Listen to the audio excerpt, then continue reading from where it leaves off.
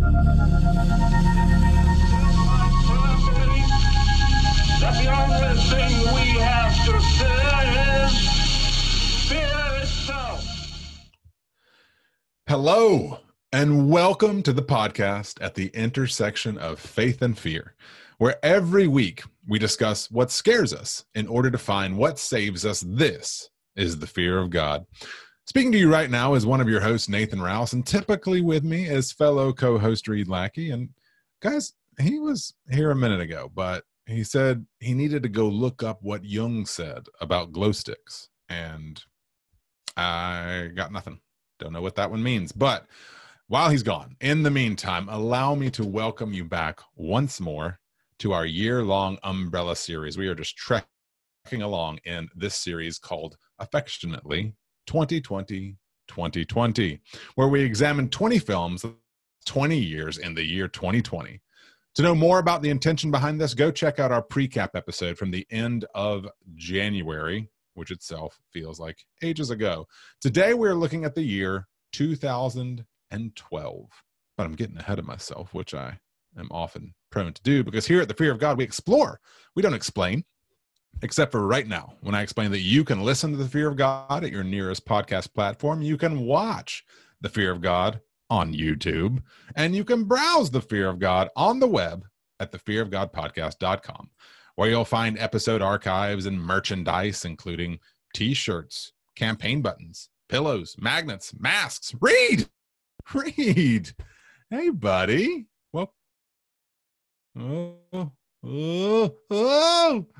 I sent this on a squash banana. We went over me upon a squash banana. Listeners who can't see what's happening right now and don't watch it on YouTube won't know that you were just telekinetically moving Rafiki with your mind. And I'm here Mind for that. only. Riri, we've got a lot to get to today. But Absolutely. first, it's business. It's business time. You know what I'm done with socks. That's about business. That's what I call business socks. Ew. Riri, I don't know if you've seen lately, but over on the Fear of God Instagram, there's a brand new feature. Thanks. Yeah. To the one and only Vera Gowdy, called the Gory Gourmet. I had to work. That's a Gory Gourmet. I have seen Yes, that. listeners, if you have not been to the Fear of God Instagram lately, we mentioned this last week. We are way past due on this. She's done about 3 or 4 or 5 entries on this. You may have missed foreign correspondent Vera Gowdy's lavish displays of not just culinary mastery, but deftness. Nest. Yeah, Yeah, there's a deaf nest, bird. I like that nest. That's a real depth nest. Yeah. Social media usage. That's Vera. She's been toiling to create ghostly goodness from the kitchen in a story and highlight series called, yes, Gory Gourmet, featuring dishes so far inspired by Evil Dead and Ghostbusters, as well as a skeletal bread bowl and charcuterie board. It is All right. an amazing contribution. It's space contribution. It is an amazing contribution to the growing fog footprint, and we'd love to see some nailed it versions of you listeners' attempts at recreating some of the dishes. Take it away, Reed, because clearly I cannot speak. Wow. No. So speaking of, whether you share your nailed it versions of Gory Gourmet or not, we want to draw your attention that this is the final week of what we have recently dubbed Sharing is Caring. If you've listened to the show for any length of time, but particularly for the last year or two, you've probably encountered something that hopefully, if you keep coming back to it, has either made you laugh or made you think or made you maybe get a little bit emotional in any degree, whether that be anger or tears or inspiration or whatever. But we want to hear about it. So what we want you to do is we want you to share the show or that specific element of the show that arrested your imagination. We want you to share that to your social media platform of choice, be that Instagram, Twitter, Facebook, whatever. And you're going to want to tag us in it. And you're going to want to do that this week, because next week we are going to take all of the people who have done it so far and all the people who do it because of this announcement, and we are going to enter them into a contest to win a Fear of God t-shirt. So the contest ends this week. In addition to sharing and tagging us on Facebook, which really that part of it will never end, just the content, the contest portion of it is what's going to end. We also want you to email us. Email us about something that's happened in 2020 for you. As we've referenced before, we've had some really lovely and wonderful exchanges with some listeners with thoughtful and just dialogue opening conversations, and we would love to have that with you. So email us, fearofgodpodcast@gmail.com. If you want to enter yourself into the contest, then tag the show, post the show, post an episode, post something about the show to social media and tag us in it. You will automatically be entered into that contest. We will announce the winners next week, the winner of the contest next week. What else you got for us, Nathan? I got me typing while you talking. I didn't expect to read it in so quickly. Oh, keep talking. Wait a minute, yes, stop. last bit of business is, as we've been announcing for some time and getting some very impressive and lovely and fun responses to, is the Indeed. audience. What you watching? What you reading? What you listening to? So, just last week we featured a very special version, thanks to Asia and J. Mark Schwartzentruber, them the pioneers of this whole enterprise. So you've heard some of these so far. Go back and listen. If you, at this point, we're actually getting a little distant from the last time Reed and I did this. If you need some help knowing what we're talking about, email us. That can be your email. Hey guys, what is that you're talking about? We'll point you that direction. It's a little jingle we did for a solid 2 years. And now we're inviting listeners to record their own version, send it in. We're going to play it on the show. It's you, it's your spouse, it's your pet, it's your sibling, it's your auntie, it's your neighbor, it's your whatever, socially distance, come on, hold out your phone, do your voice memo recorder, send it to fearofgodpodcast@gmail.com. We should have just done fogpod at Gmail. That's pretty good. And we might just use it on the show and credit you and reread that as it for business time. Business. That's all I got. Ew. That's awesome. Riri. Okay. Riri. So Yeah. listen up. Riri. Masks have been worn. Voter suppression has been resisted. And the votes have been counted. And it is time to go back to 2020, and this time for the top 10 listener voted horror films of 2012 with the one and only Lackey the Listicle, my occasionally listless list making lackey. Hi, everybody. It gets me every time. All right. So yes, we are counting down your favorite horror films from every year in the 2000s, beginning with the year 2000, all the way up through, if we stay on schedule, which we certainly plan to, all the way up through to 2020, which will be a very, very interesting year. Your votes have been counted. Are you ready, Nathan, to just chime down the list of You're next. top 10 horror 2012? No, that was last week. Yeah. Do it. Okay, I'm going to take evens this time. Okay. All right, so evens. How very odd of you. Number 10 is a film directed by Richard Shankman and starring friend of the show, Bill Oberst Jr. Does he play the lead? He does play the lead. He plays Abraham Really? Lincoln. Yeah. Yep. Interesting. Abraham Well, that's Lincoln fun.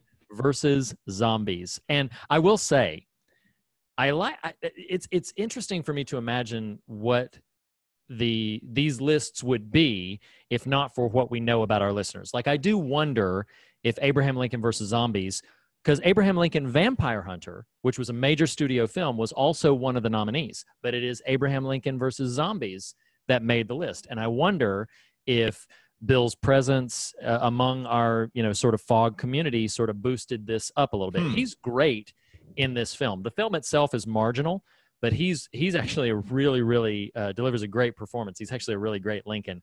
Abraham Lincoln versus Zombies, directed by Richard Shankman and starring our good friend Bill Oberst Jr. is your number 10 favorite horror film of 2012. Number 9 is Resident Evil Retribution. I played Resident Evil. I have this fond memory when I was in high school. Yeah. Of having it was like a birthday hang with some buddies. It was like a sleepover thing. And we set up an SNES, no, the 64, the Nintendo 64 in one room. We had the 64 set up with, I'm remembering Mario World, but also probably GoldenEye at that time. And then a PS1 with Resident Evil, the very first Resident Evil. And game. When those dogs jump out of that window, that's Poop Club happened right there. 20 plus years ago, Poop Club started. Yeah. Resident Evil Retribution. I don't know if I've seen any of these, but it is directed, not to be confused with Paul Thomas, but instead Paul W.S. Anderson. And this is the 5th and penultimate installment in the franchise. Anderson had also launched the film series, just in case, that little factoid. Yeah, he directed the first one and then bowed out until he directed the 4th through the 6th entry. This is the 5th. And I've definitely seen the first one. And I'm fairly confident that I have seen at least 1 or 2 of the sequels. But I have a bad memory for them. They just don't resonate with me in the way that I know they do, certain You other could say they kind of don't take up residence in your brain. They do not. No, they do not. So I honestly saw one of the ones with Mila Jovovich. Yeah, she's in all of them. Yeah. So that was just a lucky guess. So I remembering that I've seen the first one.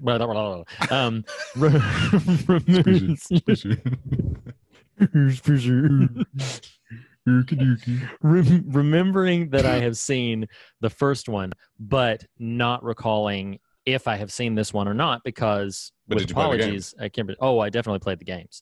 And in fact, there was a version. My wife's cousin, her husband has a VR headset, and I don't know if it was specifically a Resident Evil VR version, but he made me play that thing for a few minutes. That was right. It was awful. It was awful. I mean, like, first of all, I get nauseous because it's VR, and I get motion sickness.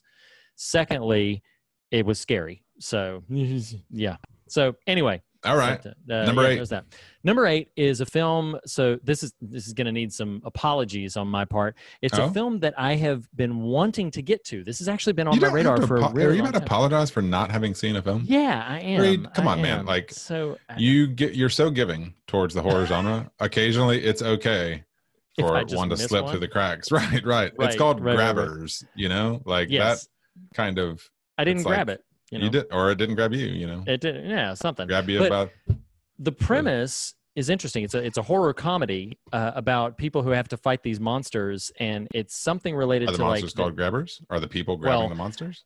Well, see, that's the part I don't know. You don't know. I haven't seen it. Why don't you apologize to us? I'm so sorry. But it's directed by John Wright, and it's a film I've been meaning to get to, but I just haven't yet. So can't say much about it. But it's been on my radar as one of those highly regarded horror comedies that is just on my shelf that I need to make it. So it's got a funny name, so it kind of makes sense. Right. Number 7, directed by Craig Zobel, who directed The Hunt of this past year. Yes, he did. This film put our girl Anne on the map, and it is called Compliance, and it is rough. It is. I have seen Compliance. Yeah, Compliance is very challenging. It's a very well-made film. I don't even remember what at the time would have prompted me to see it, because that would have been my first experience with Ann Dowd, but it's terrible. I mean, it's a great movie, but terrible. Yeah. No, its subject matter is terrible. The premise is there's a woman who works at this like restaurant, and it's more like a takeout place, like a fast food restaurant. And a prank caller calls the restaurant pretending to be like a leading authority, like a police officer or something like that. And I won't go into so many of the details, but basically through the course of him calling, he convinces the employees in this restaurant. Specifically, I think she is the shift manager, Ann Dowd, but convinces more than just her, convinces people to do some pretty awful things to one of the employees there under the guise of being an authority figure. But it's what's even more wretched is, now I don't remember how deeply I looked into this because the movie's real off-putting in its subject matter, but it's rooted in some sort of real story. Oh, it is. Yes, it's so it is not based on a true story in terms of like, yay, this happened here and these are the general goings on, but it was fundamentally kind of inspired by a very similar event, an event that was widely publicized at the time for its just sort of wildness. Like, we can't believe that this has happened. It's a film that is, I mean, it sticks with you, and yes, it is powerfully made. And the reason it's regarded as putting, because Ann Dowd has been acting off and on for a very long time, but she, even in interviews and stuff, regards her role in Compliance as like, that's when people noticed her and began to give her more high profile roles. And now she is in the position that she's in. And it also, Kevin, and it all sort of started with. And in the event, people are listening to this list, like, as the name of the film implies, it's effectively, the theme of it is abuse of power. Yes. And it's the frog in the pot kind of scenario. And the longer the movie's going, the more you're discomforted. It is not graphically sexually explicit, but the subject matter is of a strong sexual nature, and it's really troubling. Yeah. What's number 6, Reed? Number 6 is a film that I just recently saw, I think like within a little over a year ago, directed by David Guy Levy. It's a film called Would You Rather, which is like a party game that people play where you just make up a scenario. Would you rather do this or would you rather do that? And you can either go with two things that are generally very appealing and exciting, and which one would you rather do between the two? Or, as in the case of this horror film, two very dreadful things, and which would you rather endure? So the film is rooted in, a group of people are gathered together by some rich psychopath, and they play a game of Would You Rather, with the stakes becoming increasingly more dreadful and awful for the chance of surviving that night and winning a cash prize of doing so. It stars Brittany Snow, and it is... oh gosh, and what is his name? Jeffrey Combs from Reanimator, the guy who actually played the lead in Reanimator. But at any rate, it is an effective little film, but as you can imagine from the premise, pretty graphic and dreadful. So that's Would You Rather by David Guy Levy. I'm assuming you haven't seen it? Would not rather. No, I haven't. At number 5 on the list, directed by James Watkins and starring Harry Potter himself, it is You're in The Woman in Black, Harry. The Woman in Black, which I remember seeing trailers for, but did not see.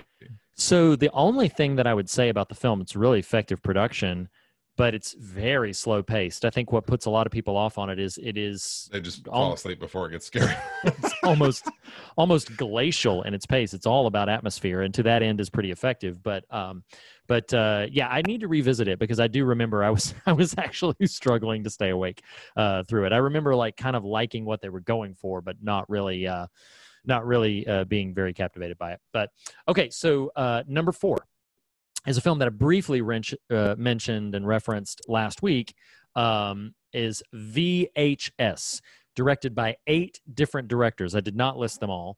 I'm going to give particular attention to Ty West, Joe Swanberg, and Adam Wingard, who were all mentioned in last week's film. Adam Wingard, the director of Your Next, Joe Swanberg and Ty West, both actors in Your Next. And so VHS is an anthology film where some characters stumble upon some old VHSs. They begin to watch them, and horrific things are captured on them. So yeah, it's kind of your standard. Does the framing device, does the content of what they watch somehow impact the framing? A bit, yeah. That it's the framing device itself is one of the stories that is kind of playing out along the way. Interesting. Yeah, and I mean, yeah. So it's had like 3 or 4 sequels. I think I think it's only had 2 sequels, but there is a debate kind of on the interwebs of whether the VHS or VHS2 is the stronger of the 2 films. I am in the probably in the VHS camp as stronger, though there is one particular installment in VHS2 that is pretty arresting and very effective. Are they just called VHS, VHS2, VHS3? It feels like the third one is called VHS Viral. And feels like a missed opportunity. They should have done like Be Kind, Rewind, or something like that. Beta. Number 3, Fair warning, spoiler in the title here. Directed by Don Coscarelli, it is John dies at the end, and I'm just kind of assuming it's a spoiler because I've not seen the film. Right. But what if have you seen it? I haven't actually. Wouldn't it be funny if it was like every character in the movie is named John, and like that is the mystery? Like, well, wait a minute, which John? Yeah, that's funny. John dies at the end, right? But which one? So I do think like so. John Goodman, John C. Riley, John all I know, Candy. they're all there, all of them. John Doe, John, yeah, No, John Cougar Mellencamp. So there you go. Now you're on the right track. So, John Boy and Billy. What is John Boy? So, Johnny Tremaine. Johnny Appleseed.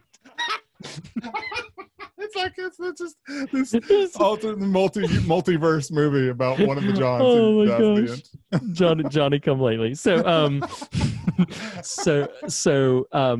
from what I have not seen this film, nor have I looked deeply into the plot of the film. So, Don Coscarelli, of course, you don't have to know. No, he's received a lot of love on the show before because Bubba Hotep was episode 42, Phantasm was episode 152. But it's from what I know, it's a horror comedy with some sci-fi thrown in there, and I do believe it's based on a novel, and I do believe that, as one might assume, the title is some version of a red herring, but I don't know because I haven't looked enough into the story to know what degree or how it plays out into everything. But presumably the title has some version of clever red herring-ness to it. And so, so those who have seen it clearly enjoyed it because they voted it at number 3. Number two. I wasn't going to do it. I know. You've kind of given up on it. Yeah, so, we retired that one. We did. You just resuscitated it. So here it is. It's back. The zombie gag. So, coming up on 200 episodes, so you gotta do all the greatest hits. Directed by Josh Trank. It is the featured subject of our episode today. It is Chronicle. So we will be sharing all of our thoughts with you about Chronicle in just a few moments. And then why don't you tell us what number 1 is for 2012? Speaking of going through all the greatest hits of The Fear of God in honor of the looming episode 200, number 1 on the top 10 horror of 2012 is in fact Batman vs Superman by Zack Snyder.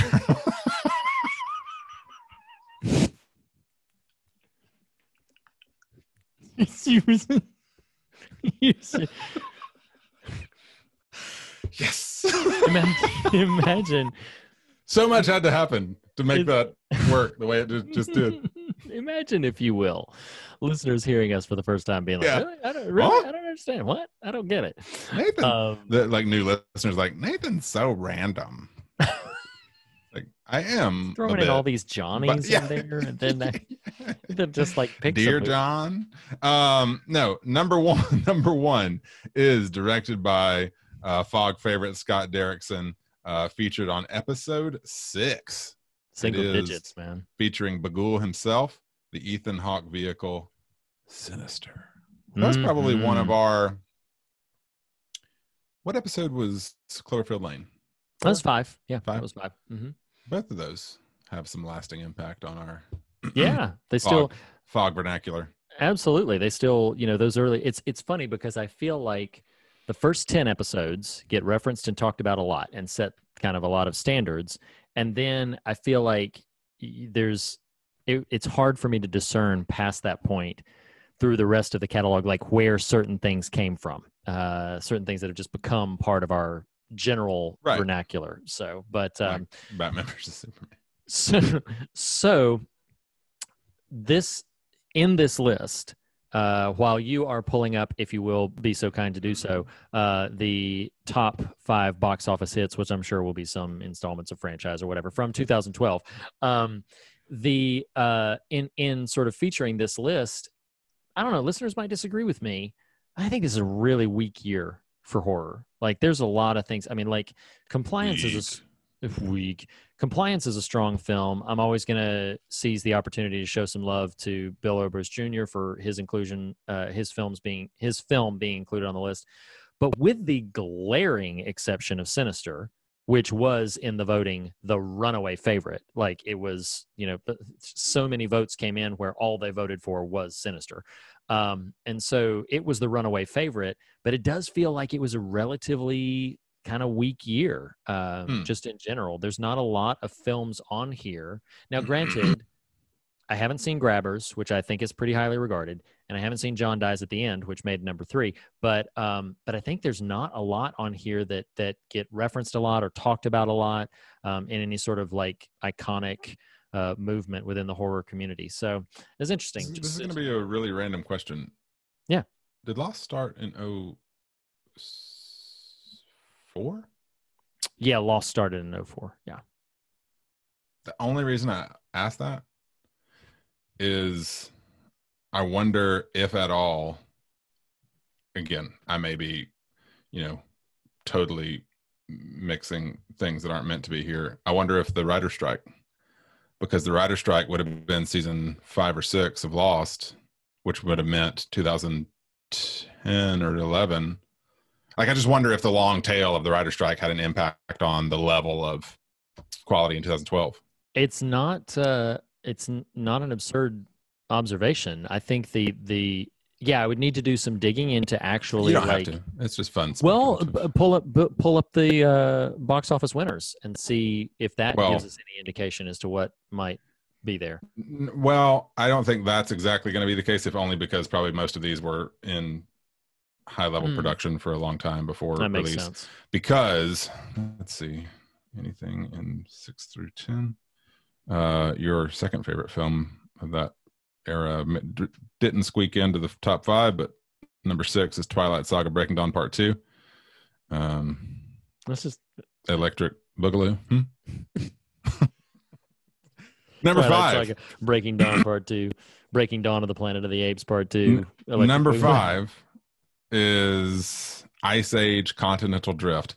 There is not quite a more signature like franchise of kids movies that I have not given to what's about than Ice Age. Like, which isn't even me disparaging them. I think I saw one of them. I just don't care, Yeah. It's that way for me with Ice Age, which I have not seen a single installment of, and Madagascar, which I have only seen like Afro Circus.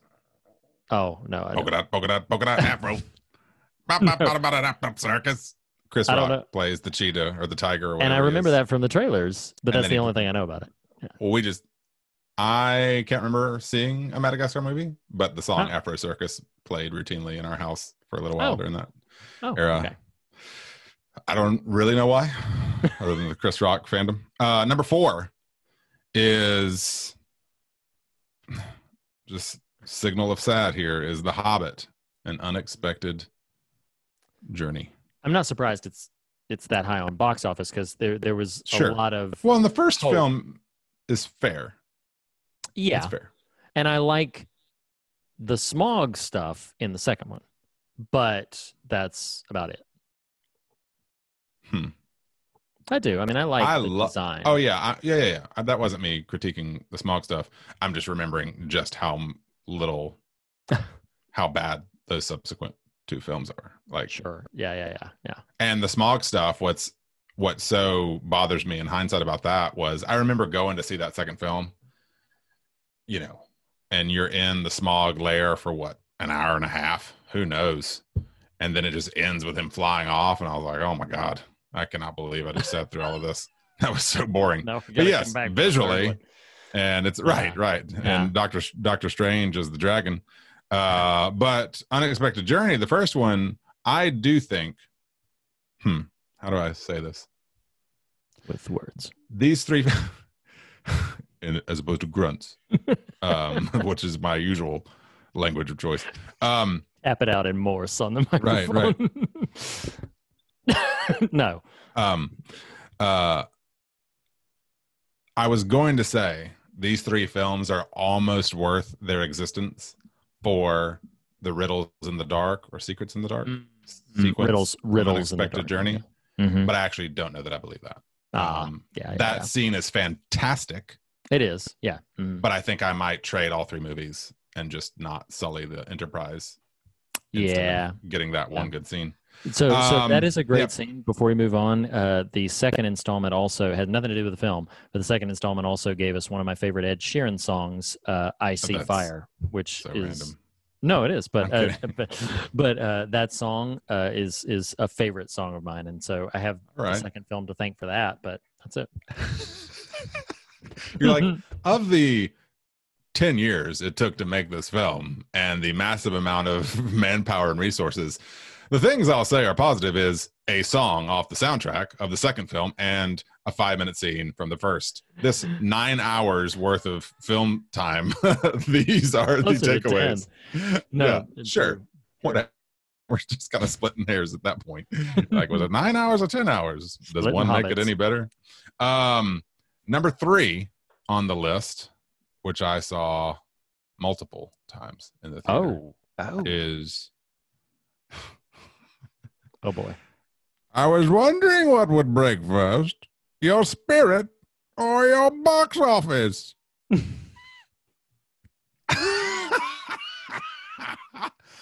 Oh, yes. The fire rises.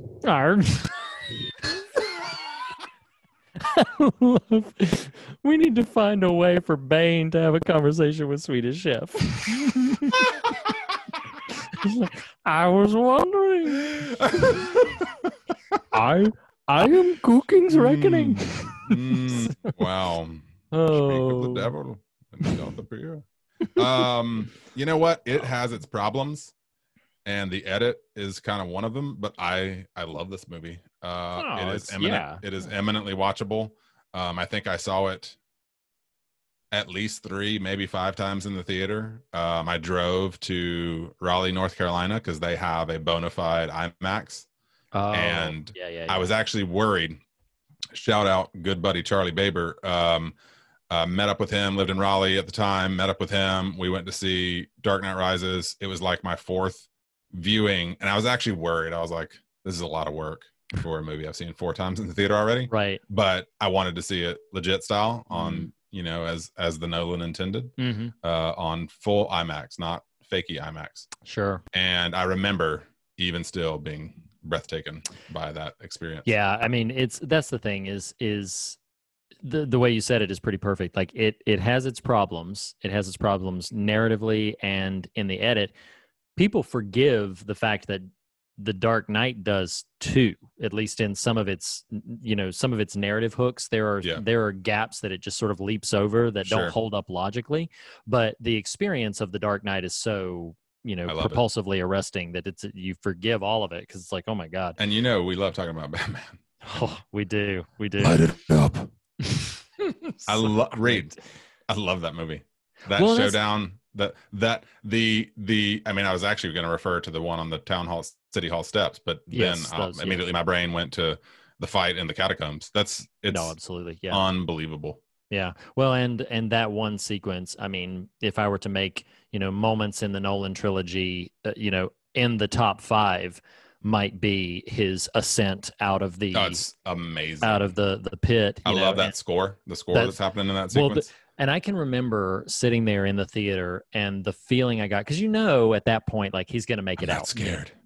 This film, right? This film is not going to end with Bruce Wayne like plummeting from the pit into doom. So when they make that big reveal and it's like, yeah, I did it without a rope, and okay, he's climbing up without the rope. It's about to happen. The music is starting to swell. It's really impactful. And then all of the bats come flying out. I know it's a bit cheesy and manipulative, but dude, they had me. Like, I was in. I was all in. I mean, manipulation is okay when we're fully cognizant of it and I'm on board, Yeah, sure. Not like compliance style. But yeah, I love The Dark Knight Rises. Number 2 on the list is Skyfall, the Bond film, which I enjoyed. Yeah. Okay. Yeah. Because I've seen it. Here's what's really funny. Is this the one that ends with him there's the cabin or the snowy and it's like thing? very remote, but I remember being very galvanized by the visual aesthetic of it. Like when the catacomb is, or when the little compound sort of rural housing is set ablaze, and the lighting structure of it is basically all of the light in the frame is coming from the fires that are seen. There's no everything's in silhouette. There's some really arresting imagery in it.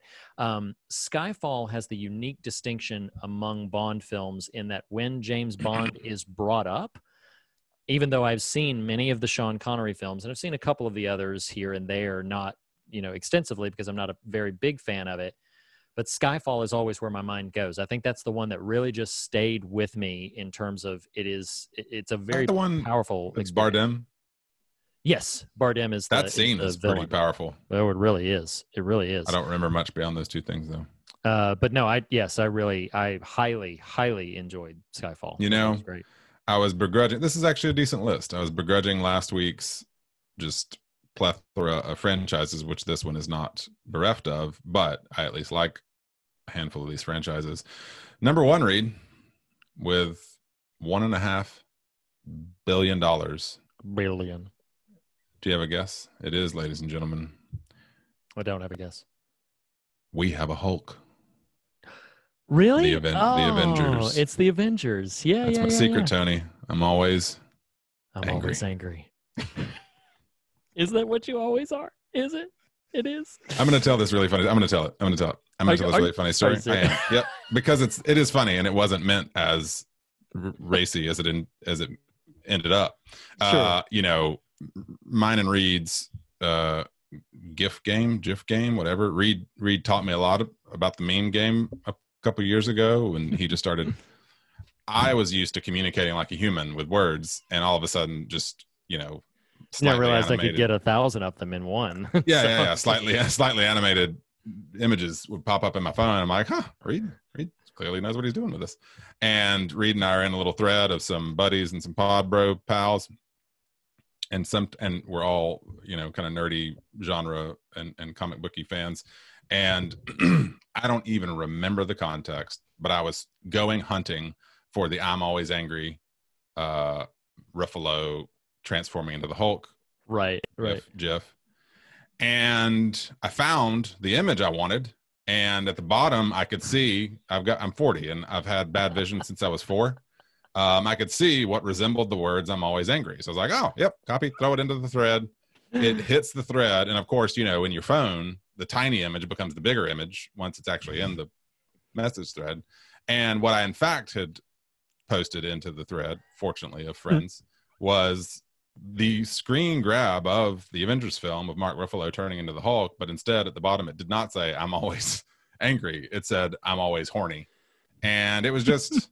It was just one of these just amazing moments of just like, couldn't have planned that one. So yeah, it's become the running joke. I'm always horny. Gosh. It's so funny. Yes, hearing you tell it delighted me so much. Because it literally was me just trying to say the I'm always angry sort of thing. I was probably pissed at something political. And I ended up saying, I'm always horny. I was like, that is not the message I was trying to send. I do love Mark Ruffalo, but I don't, not quite that much. But the Avengers was number one with $1.5 billion in 2012. Reed, that was a lot of fun. Awesome. What are we talking about today, my friend? So we are talking about number 2 on your favorite horror films of 2012. So I'm gonna give you a bit of a break. Okay. So I'm gonna lead with my experience in this film. Okay. As in with this particular viewing, or just generally like both. Okay. So I saw this film very, very excited to see it, because if you watch the trailer looks really arresting. And so this film is about these 3 high school age friends, and they encounter one somewhat random night. They encounter out in the woods and in this little cave under a clearing. They encounter this very bizarre object. It looks like a big sort of crystallized structure. Reminded me of Metroid. Looked like Mother Brain. Yeah. Something Samus would find. Sure. And so they encounter this thing, and then the film itself, it should be noted, is stylistically, it's a found footage film.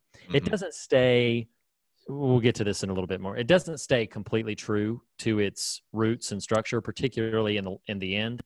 But for the majority of the film, it is structured like a found footage film. And yet, after encountering this object in the cave, our three protagonists then, and two of them are cousins, and the third is just a friend that has encountered them in school.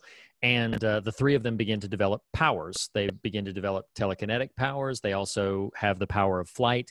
But you can imagine, if you haven't seen this film, you can imagine how arresting the visual dynamic is to see a very sort of handheld, found footage type image with all of these rather profound little things happening in the background and in the foreground. And so I was really excited to see it.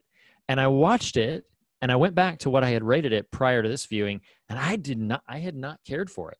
I didn't like it. There was a couple of things that I can remember thinking about it that I didn't like. Was that the only time previous to this viewing that you'd seen it? Yes, it was. And so what I kept close to the chest this time is when Chronicle made the list, and listeners, if you haven't picked up on by now, the way we're kind of doing this, I don't think we've deviated from this yet. Maybe only once if we have, is basically you give us your list, and whatever we have not, the highest ranking that we have not already covered is what we decide to cover. So when Chronicle came in second, which it wasn't always, for a long time it was John Dies at the End, which I hadn't seen, and I was like, oh, that could be curious. When Chronicle made it to second, and made it in a very firm second, like the winner was absolutely Sinister, the second most seen film on the list clearly was Chronicle. And so I kept, kind of close that I was not very excited. I was like, okay, all right, fine. This is what it is. But I remembered from some of our text exchanges that you had been a bit fond of it, at least in the Sure. periphery. So I didn't want to rain on your parade. I always like the experience. I always like the experience of maybe I'll reassess a film when I get into it. And so watching it this time around, I don't know if it's something more on the wavelength, if it's something just more knowing what to expect or whatever, but I was really taken with it this time around. I enjoyed it a lot, significantly more than I enjoyed it in my first viewing. And I can identify a couple of things about it this time around that were out of the way for my first viewing of it. I think in the first viewing of it, I was expecting a bit more of a heroic story and less of a tragedy, which I would definitely consider this to be more of a tragic story. I think I was expecting more of a heroic thing. I remember, we'll get to this, but I remember being pretty perturbed that Steve gets taken out when he does and how he does. I remember that was, yes, played by Michael B. Jordan. I remember I was kind of frustrated by that in the first viewing. This viewing, I knew what to expect, so it didn't bother me. But yeah, I think there were a lot of things that I paid attention to this time around that may come up in theme or just in the course of conversation that really elevated my opinion of the film in contrast to my long-standing opinion from when I had first seen it. So I'm actually really grateful that we're getting the opportunity to talk about it, because it forced me to re-engage with it, and now I have a much higher opinion of it than I did. Very cool. But you always, or from first viewing, is this your second time seeing it? This is the only second time I've seen it, and we're not going to camp here. But after this most recent viewing, it reoccurred to me. So if you keep up with Hollywood stuff at all, just kind of industry, whatever, you might know that Max Landis, who did the screenplay for this and I think had a story by credit with Trank, from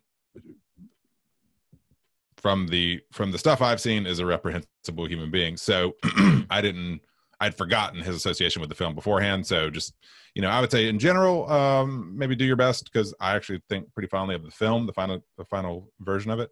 I can kind of dissociate from that a little bit. So just we know that it kind of didn't ping until after the fact, but just know we're aware of that. And yeah, I do. I agree with you. We shouldn't camp out on here, but I have a couple of things that I want to say about that. So first, just in general, just so listeners will know, you and I haven't really defined this. So if I say something completely off base, then we can edit it out and we'll pretend it never happened.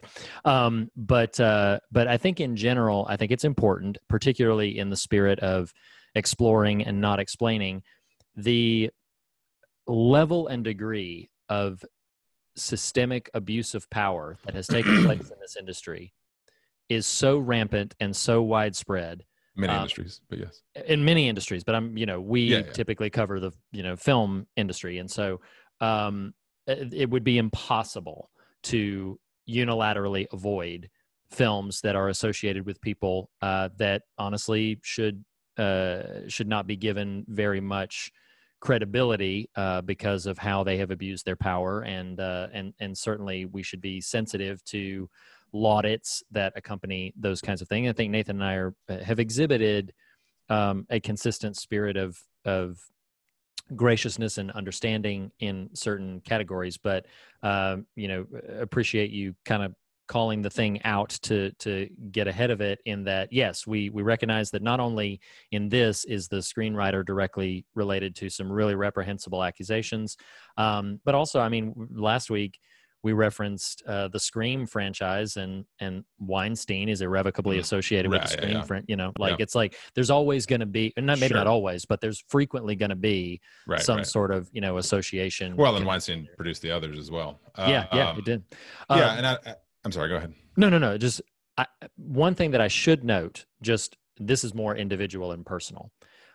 We covered An American Werewolf in London, which is directed by John Landis, which is Max Landis's father. There has been some conclusions in my mind recently where I, as legendary as like Landis is considered and as much as I love American Werewolf in London as a film, but I'm really sort of bothered by John Landis, bothered by some of the things that I see. There is a series, a very short series that just got renewed for season 2 on Shudder called Cursed Films. Have you heard about that series? Maybe I referenced it? But yeah. It is a very brief, like 4 or 5 episode series, I think only 4, where they go through the films that are rumored to have had like curses on them, like bad things have happened to production, bad things. They cover The Omen, they cover The Exorcist, and one of the films featured on there, it's a really arresting 30 minutes of film footage. They address Twilight Zone, the movie, and a sequence. Did Landis do that? Twilight Zone. No, that's okay. Twilight Zone is an anthology film, and they understandably dig in on one particular sequence in Twilight Zone, the movie, where I'm not being too reductive to say it is arguable that criminal negligence on the set of that film caused the death of 3 actors, 2 of which were children. And it is very, very haunting to sort of experience that. And what I want to do in this moment is, as you just said, I don't want to camp out on that, but I do think there is going to be, related to Chronicle, some things that are bouncing around in my head, maybe because of those connections, maybe because of the text of the film. We'll see how the conversation plays out, about ways in which there can be ways where talent, ability, powers just cause utter devastation when not rooted in sort of more human understandings. And on a more personal note for myself, and then we can get into Chronicle the film, on a more personal note for myself, I am actively sort of assessing my how freely, I'm a reasonably minded adult, but how freely am I able to engage with the work of the Landis family without sort of, and being able to sort of shut off my brain, with that regard. And again, this having been said, I love American Werewolf in London. It's a fun film that I enjoy. You can go listen to a great conversation. Absolutely. So anyway, just I love that I said I don't want to be here long, and here we are 10 minutes later. kidding. But I do want to take us out of the awkward into the fun. And, I don't have a thematic question for you today, Reed, but I do, in the spirit of Leftovers season 2, have a bit of a, icebreaker style question. Oh, The ice has long since been broken between us, but here we are. And as it references this film, at least, and the content of it, it's that age-old, young boy putting a blanket around his neck kind of question is, Reed, what if you had superpowers? If you, like this trio in this film, stumbled upon Mother Brain under the earth and came away with abilities beyond mere mortals, surpassing human ken, what would you most want to have ended up with? Now, these fellows end up with a bit of a cornucopia of capabilities. I'm trying to narrow us into maybe just one. Sure. You have one at the ready? So whenever, I don't know that I want this, but whenever this question is asked, and here's the thing, is like, you'll understand when I say what it is. Yeah. Whenever the question is asked, the immediate thing that comes to my mind, which makes me feel like it is what my subconscious truly wants, clearly, is to be able to. Oh, wow. Is to be able to read minds, to be able to hear telepathy. Yes, to be able to hear clearly what people are thinking. You might need to dig in on that a little bit, right? Because that, and that's the thing, is like I don't even know. So Reed, just stretch out a little bit. Where say more. My dad never took me to the circus.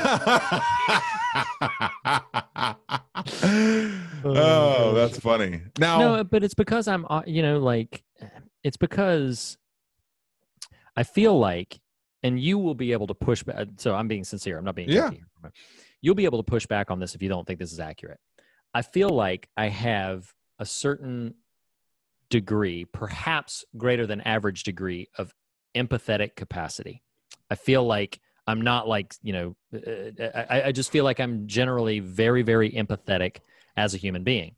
And so what that can sometimes put me into problematic states of mind, in bordering on neuroses, if not outright neuroses, is that if I can sense some, shifts in tone, attitude, body language, or whatever, it drives me absolutely nuts to not know what it means.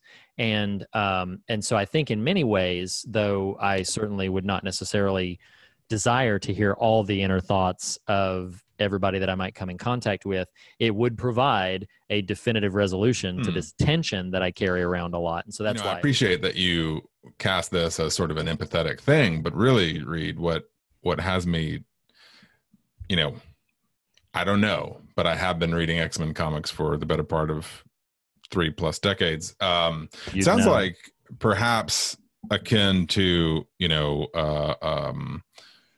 a certain bald headmaster and his attempts over time at controlling things and the privy that he has to all of the thoughts of the world, turning him into some iteration of the creature onslaught, or, conversely, the everyone's favorite original X-woman, Jean Grey, struggling with similar abilities till she was consuming planets as the Dark Phoenix. My concern for you, Reed, is that your craving for this ability, or at least even your nominal dabbling in it, would at least the way you've laid it out, have some perhaps catastrophic outcomes. Probably would. Yeah. I love that in this question, it's like the reverse of our it question about what scares you, which right. began a really lovely thread in The Fear of God. Because on that, or actually maybe it is, no, because you did the pile of clothes, but you actually went really deep you inadvertently went really deep on this one, or maybe advertently. Whereas me, I was just going to say, because I did think about this a good bit, today, did you? As naturally you would assume. I think I landed on telekinesis for this, because here was the sequence of thoughts. Flight.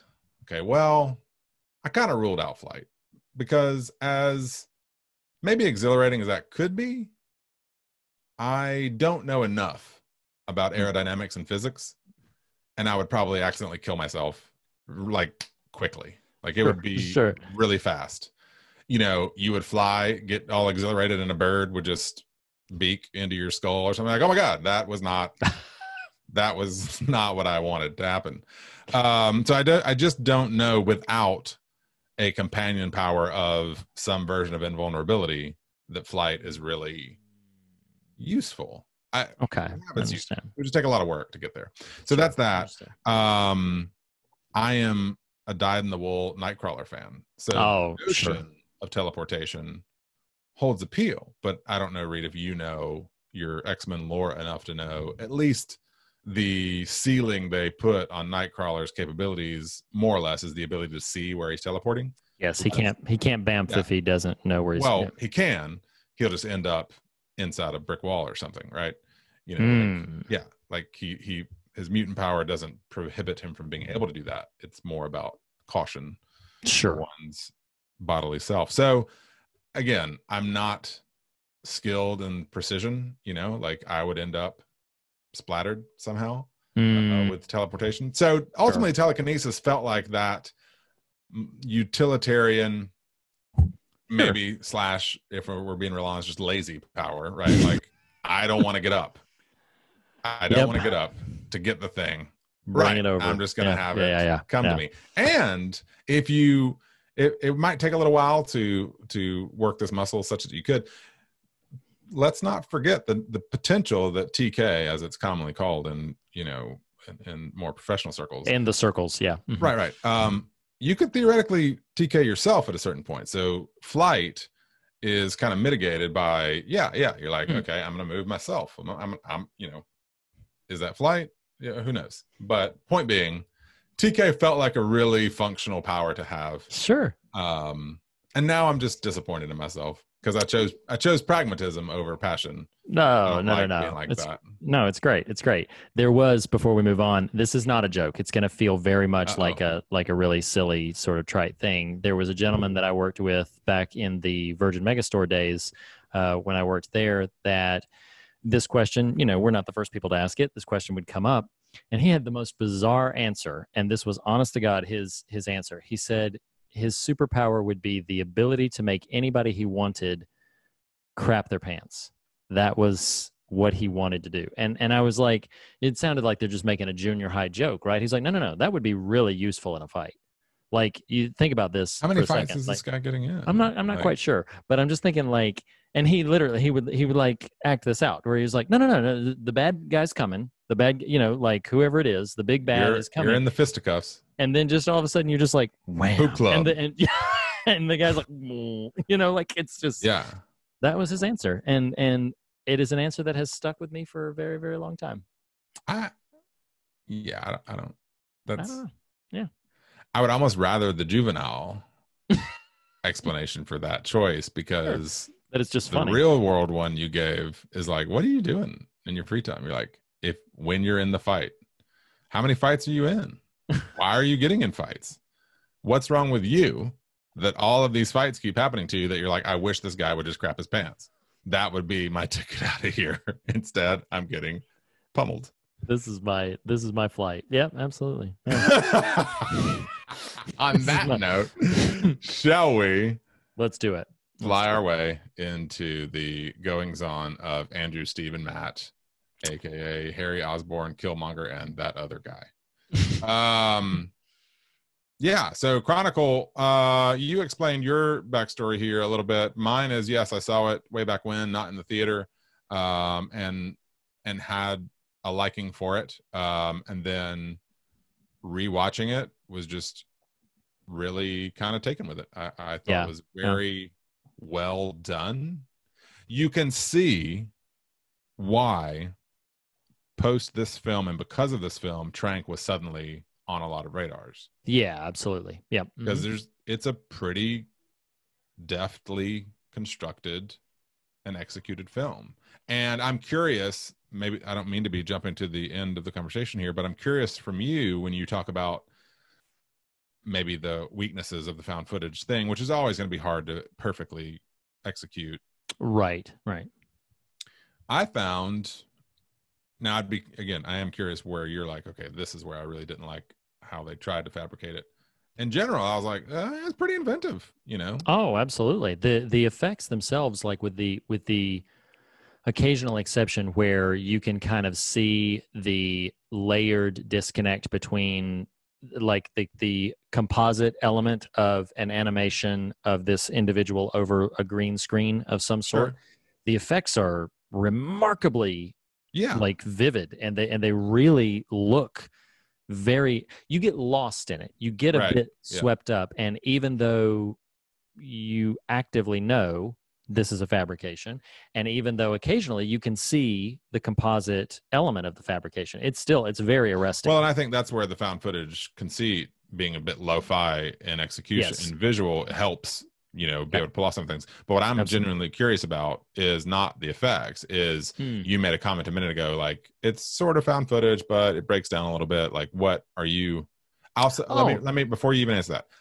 One reason that I actually found it inventive across the board, more or less, was I actually love at the end when the big showdown is happening and the actual camera phones become your new found footage element. I loved that.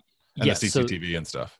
Exactly. So that, yes, but I feel like, and I was paying attention to this time around, and I'd be hard pressed to like pull up a screen grab or something. Sure.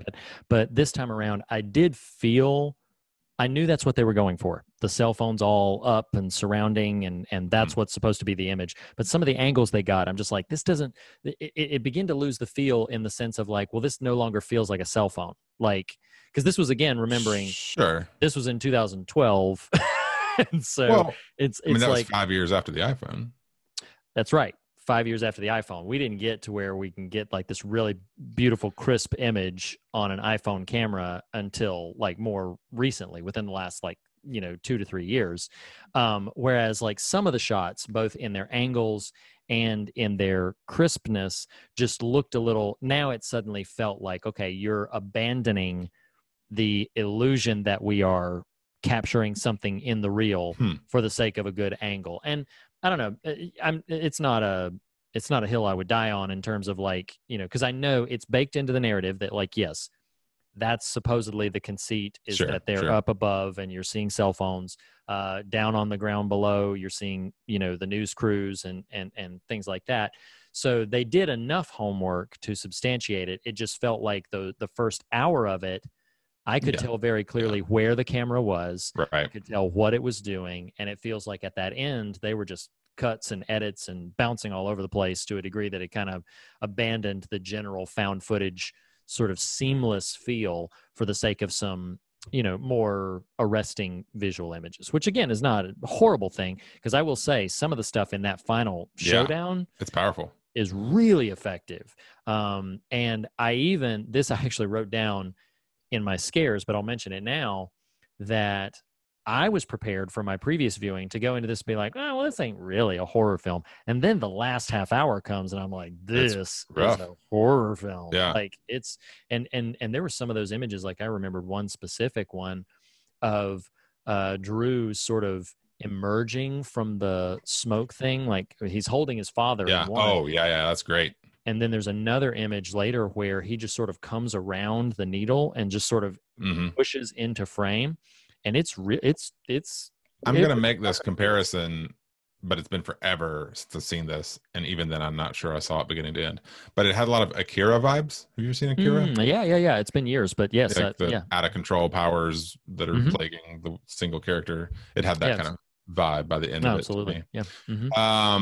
Let's dive into some of the nuts and bolts real specifically, dude. Yeah. Like, I don't actually know people who hate on him as an actor or as a performer, so it's not like I'm building this defense for a thing that needs to be defended. Michael B. Jordan is a born star.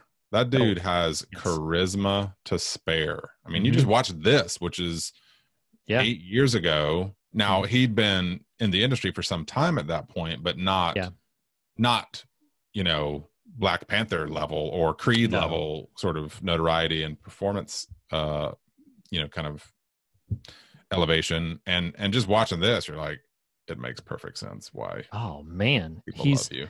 And what I love about this, I'll say this about his character, and I would say this is probably true of most of the characters that Michael B. Jordan chooses to play in his roles. At least I haven't seen one yet, with the possible exception of Killmonger, but even Killmonger has like a lot of justifiable reasons why this isn't the case, at least in the narrative. But he's also just always plays like these kind of fundamentally decent people. Yeah, often definitely not Killmonger. Yeah. no. But he always plays these people that are immediately sort of likable and charismatic, and again, what I love about the character of Steve, and then Michael B. Jordan playing him just amps that up to 11 automatically, is that Steve is fundamentally a decent guy. Yes, he's running for like class president and stuff like that. So there's a little bit of that sort of political gamesmanship going on, but it never feels inauthentic. Sure. Even in his interactions with them, he genuinely, and a lot of this is the veracity that Jordan brings to the role, but he genuinely seems concerned. I love the shot when they're up on the building and Drew is talking about his experience. They're sitting on the edge. Yeah. And Drew's talking about his experience of loneliness and sort of the difficulty of navigating the world as who he is. And the look on Jordan's face, and he's super invested. Like, first of all, that's really great as an actor, because as an actor, he's just looking at the camera. He's not engaged in the scene. Maybe somebody off to the side, but you could see in the character of Steve that Steve genuinely cares for this individual, or at least genuinely cares that this individual is okay. And that pinged for me this time around. Granted, the first time I saw this, I don't know that Michael B. Jordan would have been anywhere on my radar in terms of like big stardom kind of stuff, because he really hit my radar with Fruitvale Station. But yeah, he's outstanding in this, and you're right. But just born star, destined for that. He hit my radar with The Wire. Have you seen The Wire? Not yet. So Got Idris Elba. That's where he got started. It feels like this conversation. It feels some deja vu here. It's what's happening. So I got a couple of brief trivial bits. I can summarize them just in two. The first one is that the director made the three lead actors live together in a house for 2 weeks so that they could establish kind of a natural, normal bond. The second thing I have, I'll generalize, and so if you want to get more specific, or if this hit your radar, you can get more specific. It was interesting to me to find out that this was originally intended to be a much darker and more brutal film, to the degree that they were even willing to go at one point for an NC-17, like really get sort of graphic and heavy. And which has troubling resonance with what we just talked about a little while ago. It did not click with me until just now. Yeah. No, exactly. And like, for instance, the death scene of the father was supposed to be much more I saw brutal, So, but anyway, I just found that interesting, because I think the film tonally strikes the almost exact right note. And so it would strike me as bizarre if it in point of fact like had gone more brutal and more sort of volcanic. But anyway, that was it. I don't know if I stole all of your thunder on Trivial Bits. But that's what you do. I do. Let's see. I think in general, I just really loved the camaraderie. I loved Hollywood is known for their portrayals of extravagant parties for people who probably should be too young to attend them. So I'm not referring to that, but the high school energy felt very lived in and real.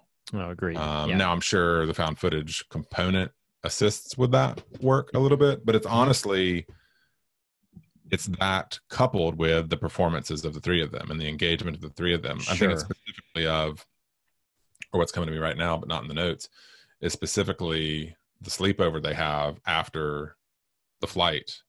I think the first flight, and Matt, it's this really nice angle, and it's kind of a above ground angle, not above ground, but bird's eye view angle of the room, the living room. Matt is on the couch. The other two are kind of, I think, on sleeping bags. And Matt, you don't even know, I as the viewer in that moment didn't even realize he was like awake, and he just says like, guys, this is the best day of my life. And it feels very non-saccharine, very earnest and real and sincere. I don't know. I just love the dynamic of the three of them which, you know, to you said it well just a second ago. The thread is very well, or I'm sorry, the needle is very well threaded. Yeah. Go with whatever sort of analogy works for you there, of the whole tone, because that early earned camaraderie gets just utterly devastated by the end. And the emotionality of the trio is what drives the last arc of the film. You know? It is. So that's really great And I think aspect of it. I think that's one element because, you know, we're talking about Michael B. Jordan, and I was frustrated in the first. I'm still a bit frustrated by this. Like, why has Michael B. Jordan got to die in every movie? Like, every movie but Creed. Like, he dies in Fruitvale Station. Just Mercy? He doesn't die in Just Mercy. That's true, because Bryan Stevenson's still alive. But, like, he doesn't die, or he dies in Fruitvale Station. He dies in Black Panther. He dies in this. My wife is also a big fan of his, and there's a running gag in our household about, like, why has he got to die in every single film? So then when the adaptation of Fahrenheit 451 came out, and he stars in it with Michael Shannon, not Sheen, Michael Shannon, and then I was like, well, don't worry, because, you know, his character in the book is like the hero and survives, and he dies in that. Really? Yeah. That's and funny. I'm like, and I'm like, oh my God. So anyway, well, Breed, it's because we can't have. It's like, he's too amazing. Like, the world is not kind. Too good for this world. But the point that I was making, though, is that the first time through, that bothered me. That death bothered me. This time through, to your point earlier about the way that dynamic sort of propels the next thing, it's like the tension between the three, because I had forgotten the scene where Drew is at his grave and, like, weeping because he realizes now too late what he has done, and how that really adds a strong degree of pathos into the finale, where he and the cousin are kind of facing off with each other. And it is the, you know, said earlier that it's a tragedy. It is the dissolving of that camaraderie that really, I think, fuels the emotionality of it. So it frustrating as it is to see Michael B. Jordan go out, I understood. I feel like this time I think I got it in terms of why that was a necessary exit. Anyway. Well, I think in general, the casting of this is great. I mean, it really is. You know, Michael B. Jordan, of course, is the charismatic of the bunch, but even I literally just had the actor's name in front of me, and now I've lost it. But the gentleman who plays Matt, although this came out in 2012, it makes me happy to think that his last name is named for a Friday Night Lights connection, because his name is Matt Garrity and Michael B. Jordan, Friday Night Lights, and so on and so forth. But you know, the casting of all three of them is great. You know, they clearly have just a wonderful charm and dynamic to what's going on. And I mean, once it starts turning, it's hard. Like, it really is. You know, it sort of begins, at least the actions begin with the truck, you know, him running the truck off the road. Yes. But I mean, gosh, the whole sequence with the firefighter outfit, like, all of that is really rough. No, it's like, it really is. I had this weird experience of watching it being like, this is kind of cool, but oh man, this sucks. You know, it's like, just visually and sort of conceptually. Yeah. I'm not trying to throw, you know, no, do it. Whatever. dumb or senseless shade on it, but see, now this is a film that has some resonance to why I probably need to revisit Brightburn, because I really thought in this, and I was like, well, no, this is a Brightburn plot that I can kind of get behind, where it's like the way that everything is playing out. But that's you know, I don't know, because I'm like, listeners don't know what the rail you're touching right now. Oh, we haven't really talked about it. I don't think we've talked about it on the show. I watched Brightburn and found it a popcorn horror movie that I got some nominal enjoyment out of, and that Reed just has decided to hate at every turn on. I actively hate on it at every turn, for really inexplicable reasons, but that's okay. Oh, okay, sure. It's your telepathy or something. Speed. Yeah.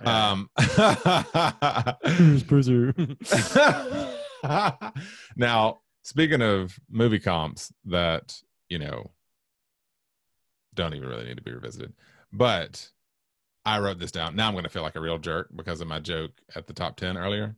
I said, this is at the end, the final conflict. I said, can I say it? This accomplished what Man of Steel utterly failed at, which is carnage through a city in a fight between supers that actually feels consequential. Yeah, that's true.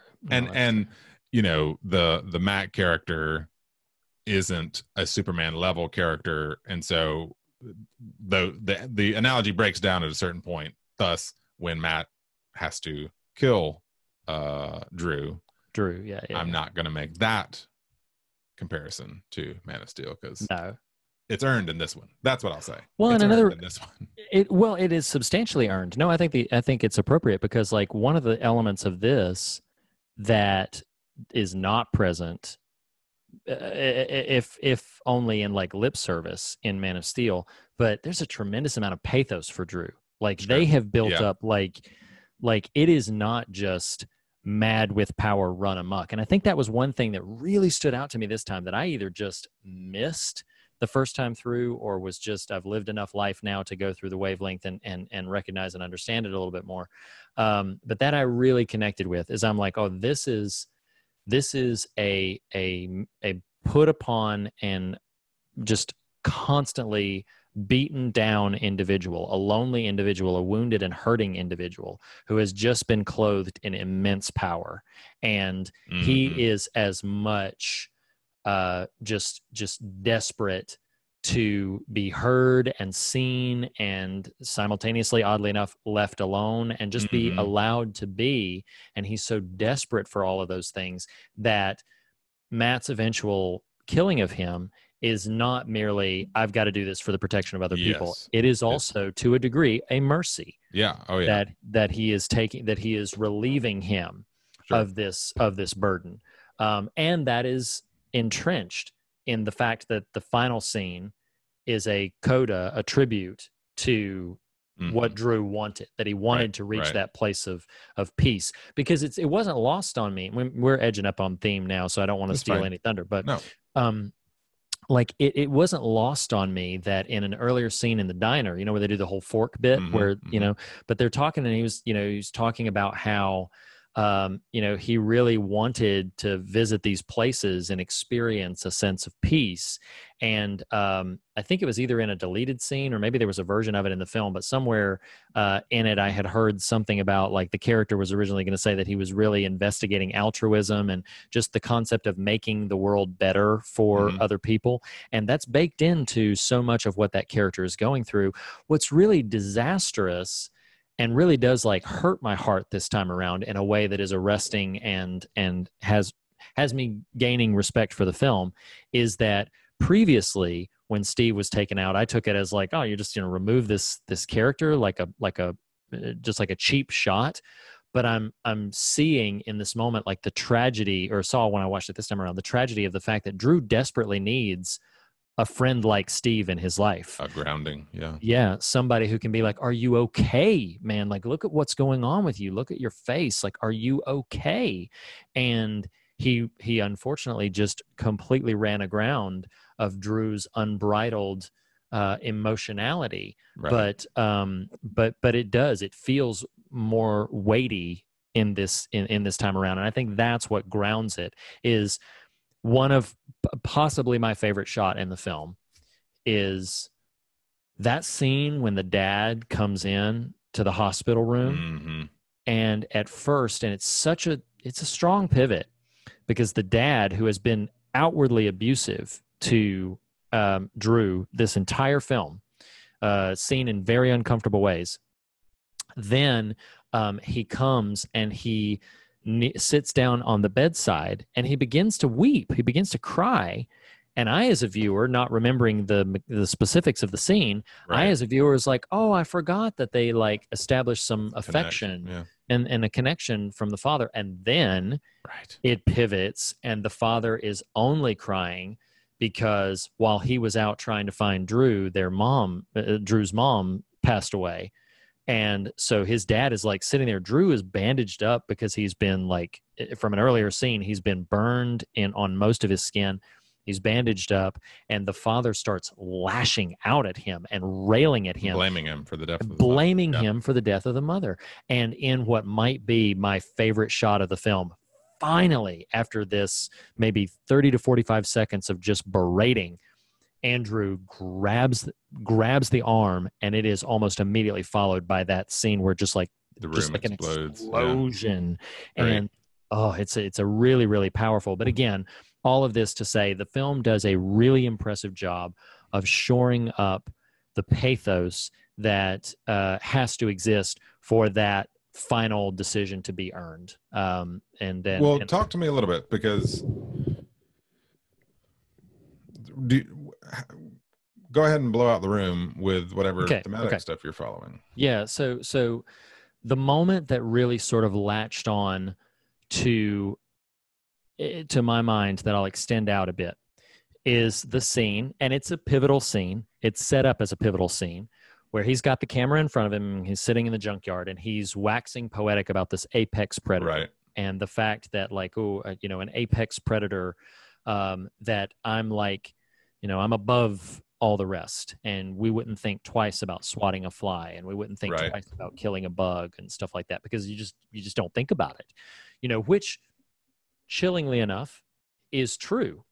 And in the context of this moment of the scene, I just really found it arresting. And then I'll blow it out into the thematic notion that's scratching at my mind is he says, I think that means something.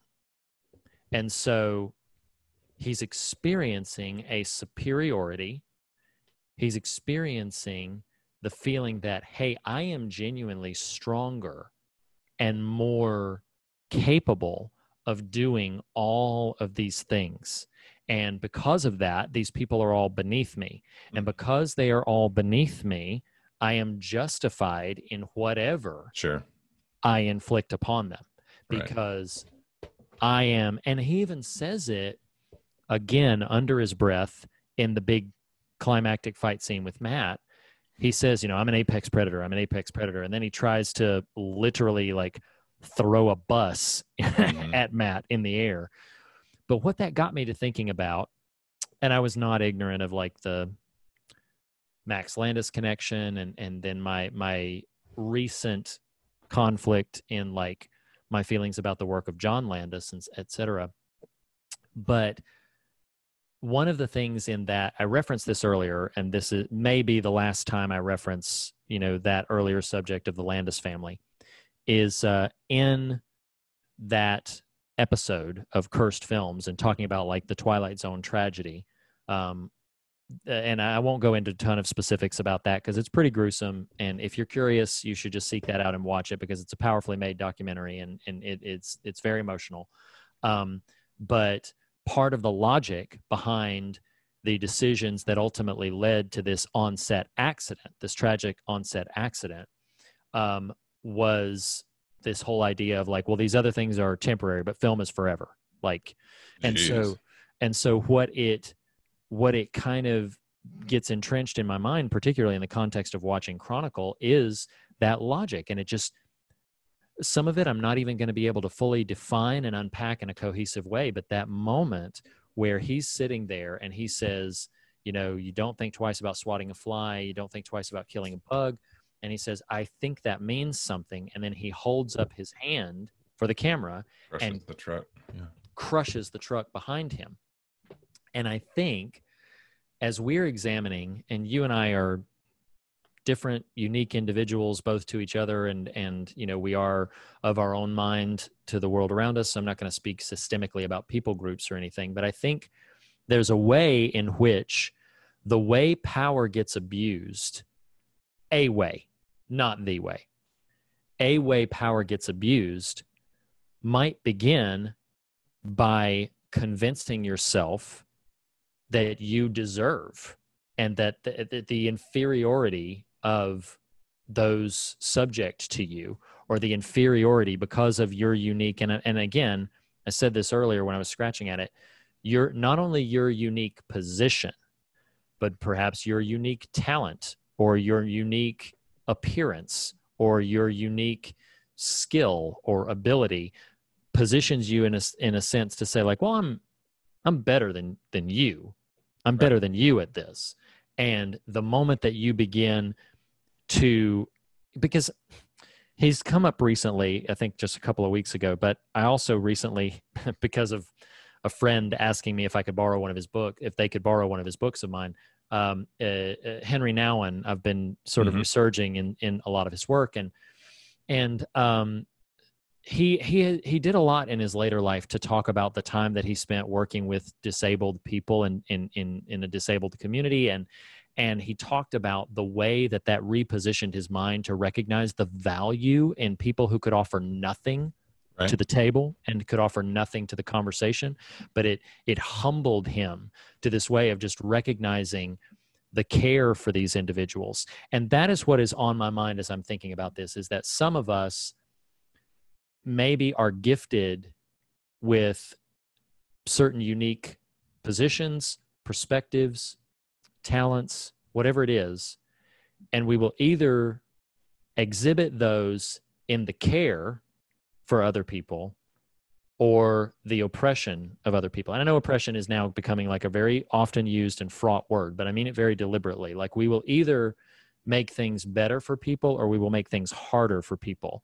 And I think one of the things that makes Drew's character so tragic to me is he has always, in the context of this story, he has always been a victim of the ousting of his high school community, a victim of the abuse of his father, a victim. And now suddenly has been gifted, through this coincidental discovery, has been gifted the ability to be a predator and to be a figure of power and to make people fear him. And that's why you referenced it earlier. He puts on that firefighter suit and just like marches in to those people. And I think intentionally, the film isn't too explicit about this, but intentionally makes sure that they know who he is before he unleashes havoc on them.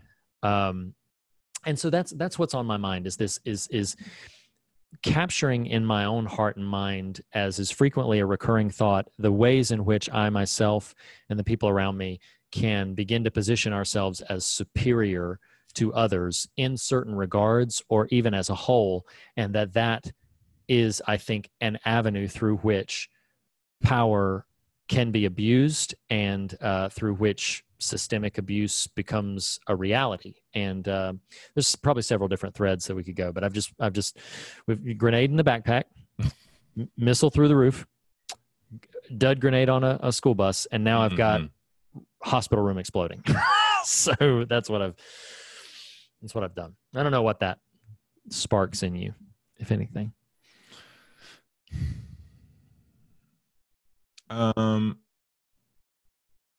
I'll try to respond with what's coming to me, with no promise that it will be super coherent or tie as much as I want it to, but it is what's pinging for me while you're talking.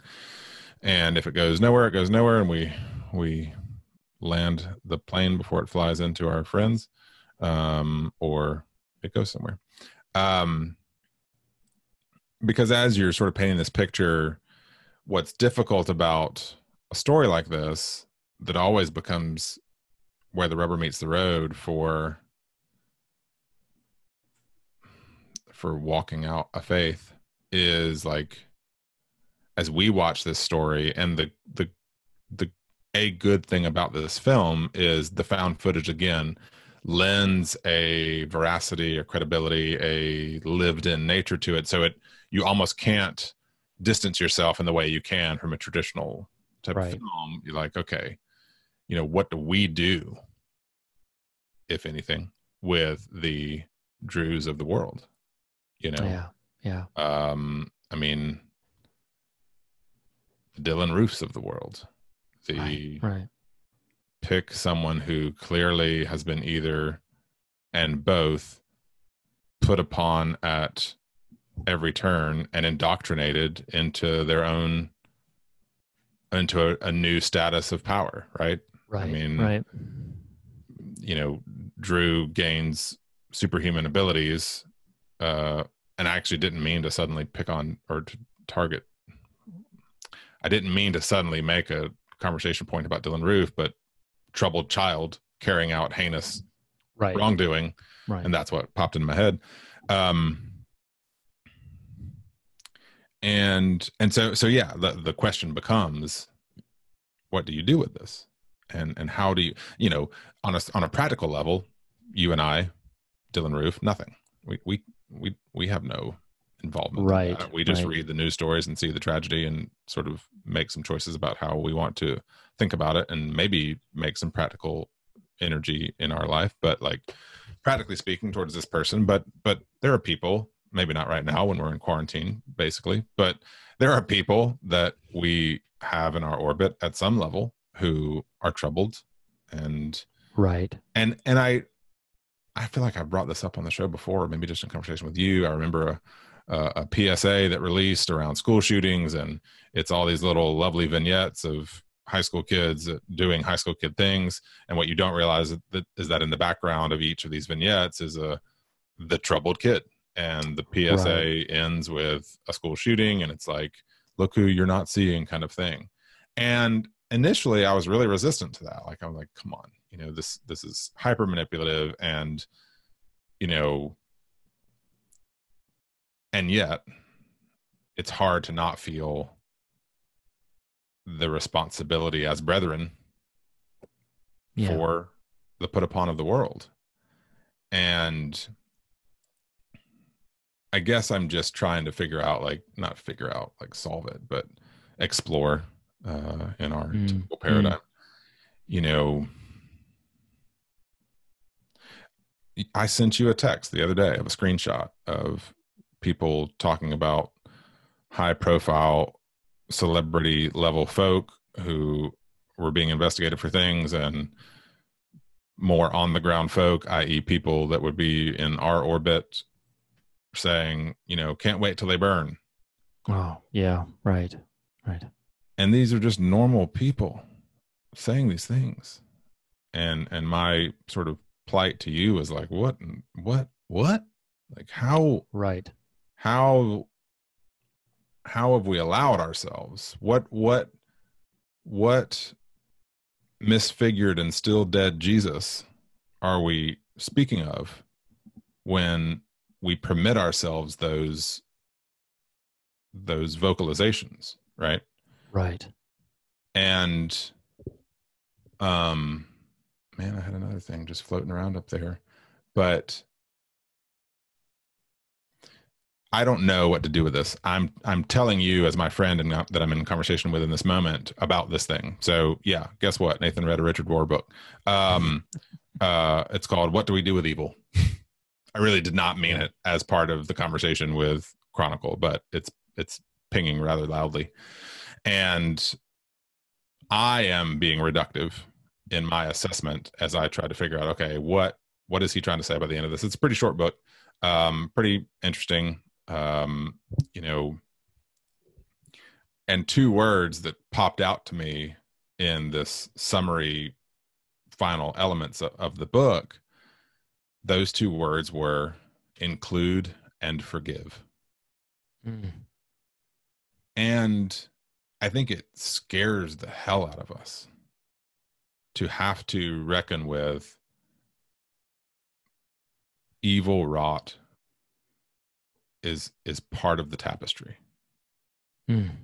which doesn't mean we celebrate it. It doesn't mean we lift it up. It doesn't mean we exonerate it. It doesn't mean we turn the other way. Right. And I'm talking through this as I'm saying it. So, this is not some prepared monologue. It just feels like it means it's part of it. It's part of the stew. And it's really interesting because I'm trying to figure out for myself. I just finished this book last night, so all of these thoughts are super fresh. But if include and forgive, like, think about Drew in this film. Like, we have to.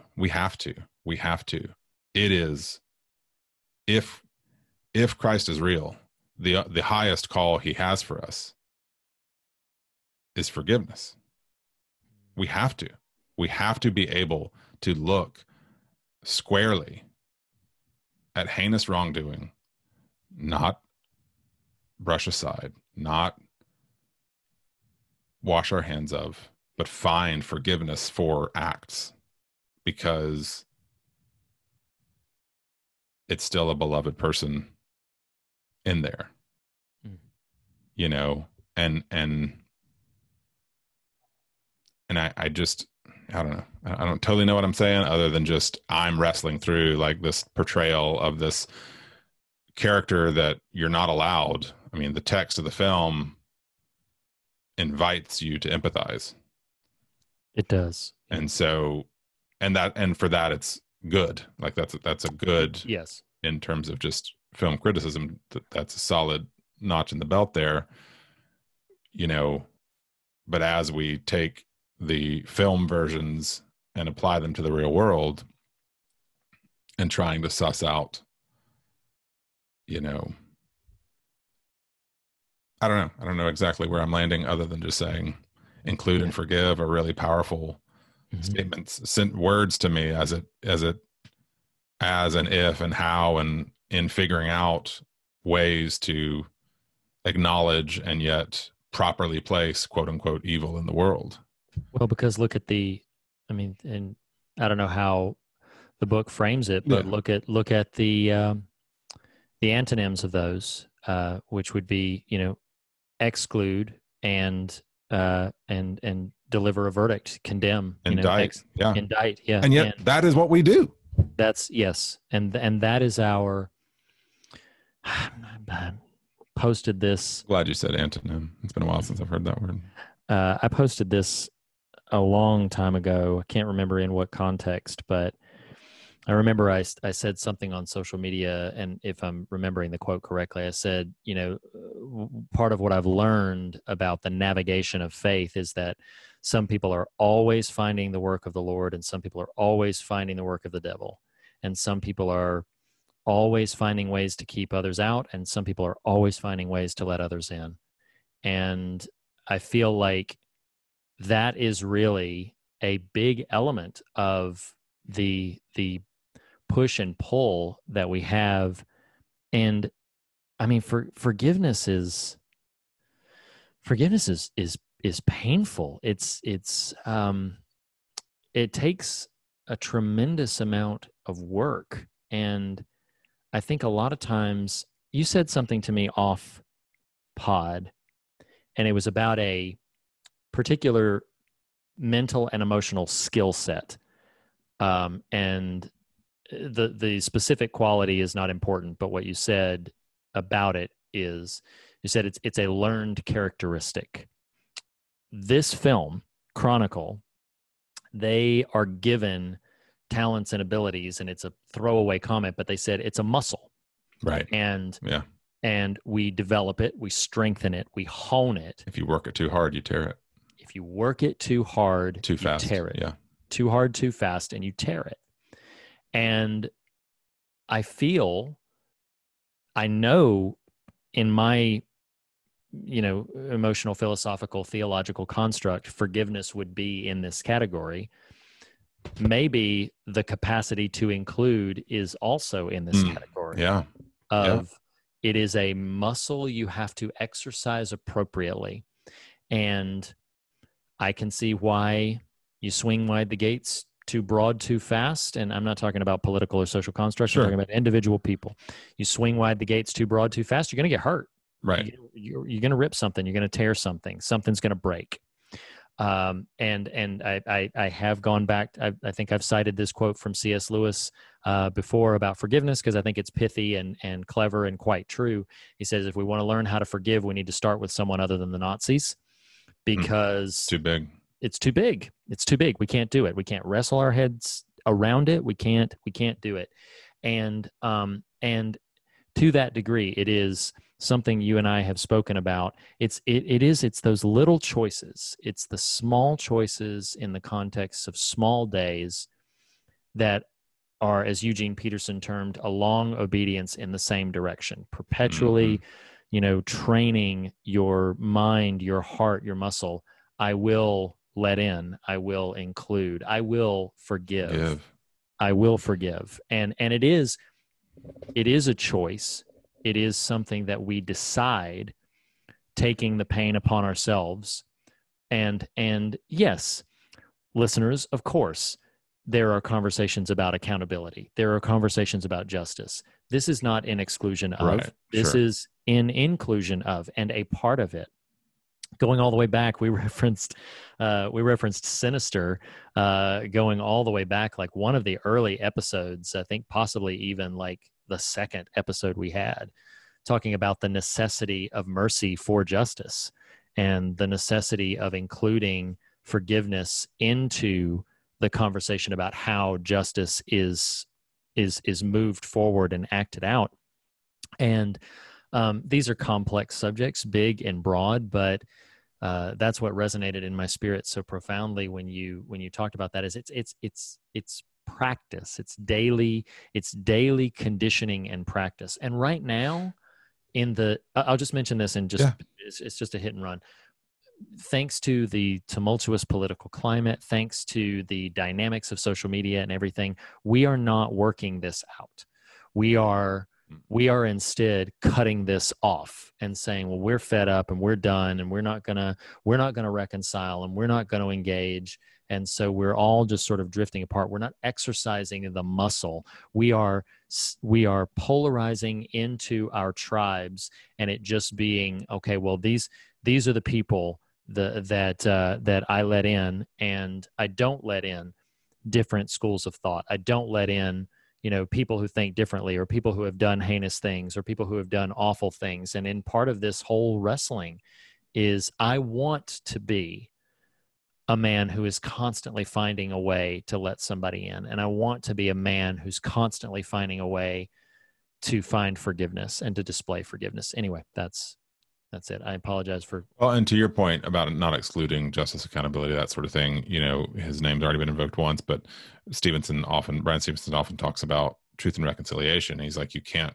have reconciliation. Well, the truth first. And, Yes. And our capacity, our difficulty in doing that keeps us from that reconciliation. Right. But what's been sort of rattling around in my spirit for a couple of years, but specifically as it relates to this conversation, that word forgiveness, include and forgive keeps coming up. And I'll name drop another piece of pop culture here. One of the reasons I get moved beyond words by the song "It's Quiet Uptown" from Hamilton is you kind of have to know the story for the full weight, but a broken relationship finding its way back together again. The word pulls out or is called out by the chorus, forgiveness, and then the lyric that immediately follows it is, "Can you imagine?" Yeah. Mm-hmm. And man, I think so much about our on writing conversation and a holy imagination, and how you look back at You're Next and the echoes of theme that were there of pragmatism. Like, pragmatism gets you nowhere. You have to imagine in order for forgiveness to be possible. Like there's something that transcends just the moment, that has to be sought after. It has to be called upon. It has to be shored up. It has to be flexed. Like, these things are not just, you rip it too hard and it tears. Yeah. Man, there's this thing I'm tempted to walk down, but I just don't know that it's worth it because I can't figure out exactly. Anyway, include and forgive. Yeah. Include and forgive. And I will say, even in this moment, there are so many things. I will say this about the conversation, because I think it's time for us to wind down. I think for myself, the reason I want this conversation to go on for another 2 hours, it won't, listeners, don't worry. You'll see the timestamp. It won't. Co-host. Timestamp. Is because this is where I want to sit. We start talking about this. This is where I want my head to be. This is what I want. Like when the scriptures compel us that whatsoever is good and lovely, and when it compels us to think on these things, it's because I think part of it is because when we do, there's an awakening in our spirit of like, yes, that is it. That the clamoring for power and the clamoring for control and the clamoring to be the apex predator on the Facebook thread, or the apex predator in the office setting, or the apex predator, this consumptive sort of, I was talking with a coworker of mine today, and I was talking about how, when I'm wrong, when I get something wrong, it dings my ego. And we were joking, but I really want it to be true. I said, I need my ego dinged as much as humanly possible. Yes. Because that... I'm not saying you do. I'm saying, generally speaking, yes. Right. Right. Because I need to be reminded of the growth ahead of me. And I need to be reminded of, include, forgive, because that is, But Reed, that's it. That can be as applied to self as it can be to others committing heinous crime. Yes. Like it is, my ego has been dinged. It causes shame spiral. Okay, I need to be able to incorporate, include, and self-forgive to be able to kind of, I am not perfect. I am not capable of all things and going to execute successfully in every iteration of life. Like that's stupid to ponder, but we still do it because that's the ego. Right. Yes. And when that gets dented and dinged and suddenly it's like, oh my gosh, my hackles are up and I'm feeling the shame. It's like, okay, well, include that. Yes. Now forgive that and forgive yourself and move forward. Yeah. And somehow in the holy imagining, we learn to blow that up. I'm sorry to cut you off. No, it's a beautiful sentiment, and it's something that we absolutely, I think, have to continue to pursue. And what we've been scratching at before, it's a practice. It's a muscle that you exercise. It's a choice you make. You don't wake up one morning and just stumble into it. It is an active practice that you get better at every day, and maybe have slip-ups because new traumas come into play and new things come into play. The It's Quiet Uptown song, you will work through the unimaginable. You will. That song is so amazing. It's beautiful. You will face things that, and that's it. The unimaginable. Like you will work through things that you do not visualize and envision a future. It's part of the nature of depression that you cannot visualize a future. You cannot see something past this moment, past this present condition. There is no beyond now. And that is part of the holy imagination, is recognizing there is a beyond now. There is a beyond here. And I think that's part and parcel of what I want to sit there. I want to be a man who sits there and exhibits that. And I'm going to invoke the true statement about it. I've said more than once, when I'm asked like how I'm doing or how I am, I was asked the question earlier in a very sort of strange and sudden context. Am I happy? Am I a happy person? And it was a very difficult question for me to answer. And I had to say back to it, I said, I think in general, I'm quite happy, but I am always a little sad and always a little angry. And I think part of that, as I'm wrestling through this conversation, like the Hulk, part of it is, as I'm wrestling this down, is, I have to include that. I have to forgive that. I can't excise that.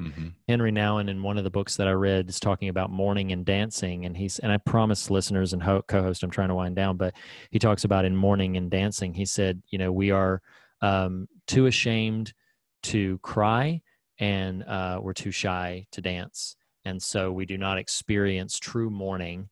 And we do not experience true joy because we are so inhibited and restricted in ourselves. And you have to include that. You have to include and forgive that it is real and that it is true. It exists and it plays itself out, and you have to, it's part of it, and you cannot pretend otherwise. You cannot pretend it's not part of it. Yeah. Speaking of mourning, Reed, we're going to get back to it next week. We are getting back to it next week. I feel like that was great. I feel like this was kind of a precursor. This was like a unexpected prelude of it. 2012. No kidding. So you ready to go to the fog meter? Sure. Yeah, if you want to tell the listeners what it's all about. Fog meter is our very own homebrewed metric of how we rank every film we discuss, and occasionally the TV shows. By our podcast's namesake, the metrics are fear and God. How scary was something, and how substantive was the same something. On a fear level, I think this is a very effective, you attempted a distinction earlier about horror or not. Someone might say, oh, that's not a horror movie. But in terms of just the tropes of dread and threat and a bit of viscera thrown in for good measure, it definitely qualifies. Absolutely. And is just really effective at what it does. So I'm going to be pretty generous here and probably go with I'm going to go with a 7 on the fear factor.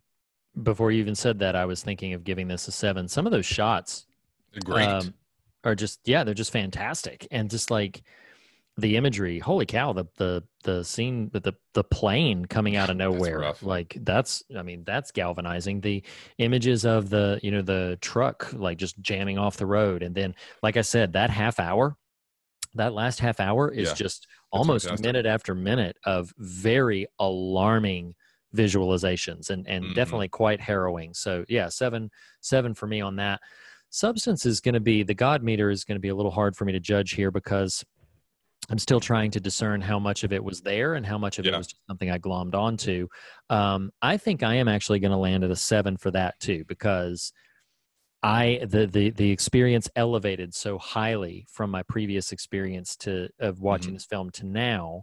I do feel like it was text of the film that sort of brought me there. I feel like they do substantiate the pathos of Drew's character. They do substantiate this whole apex predator conversation in the narrative, baked into the narrative of the film. So I'm gonna give it a 7.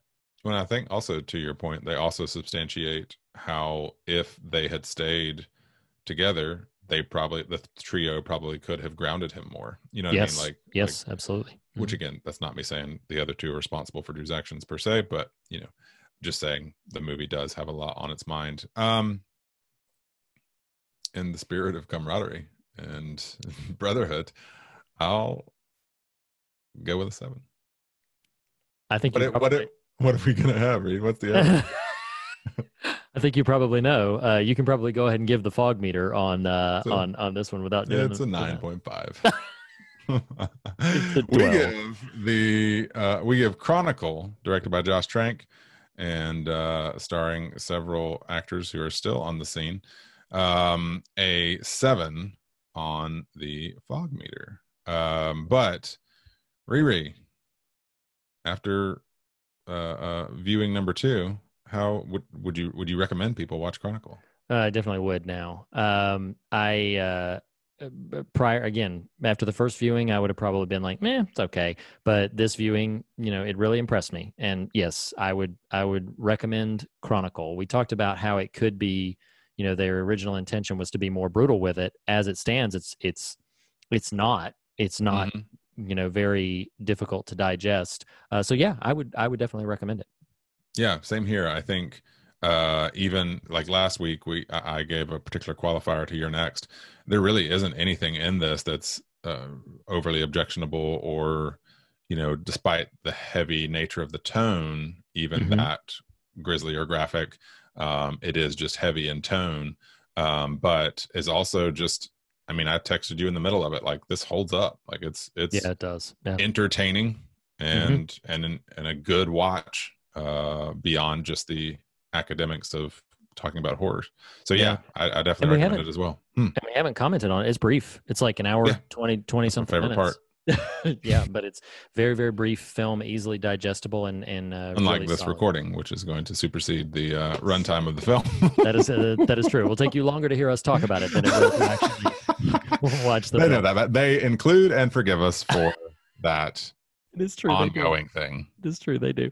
Well, that puts this installment of hashtag 2020 for 2012 in the books. So, ladies and gentlemen, next week we are going into the final, the ultimate phase of In the Morning, and we are going to be talking about, we're going to be beginning our journey in The Leftovers, Season 3. Do you want me to quickly give just the whole syllabus, or should I just say? Just do one for now, for the sake of my bedtime. Exactly. So next week, I believe it is available on Amazon Prime as of this recording. Check out a film called Anna and the Apocalypse. It is a Christmas film, but when you see it, you will understand why we're covering it here. It's basically a Christmas zombie musical, Anna and the Apocalypse. That's and we are also going to be discussing episodes 1 and 2 of The Leftovers Season 3. So check those out, and then we will begin with this next phase of In the Morning next week. So, Nathan, thank you so much for this conversation. As always, really, really appreciate it. And as we say on every episode, the fear of God is the beginning of wisdom, not the end of the conversation.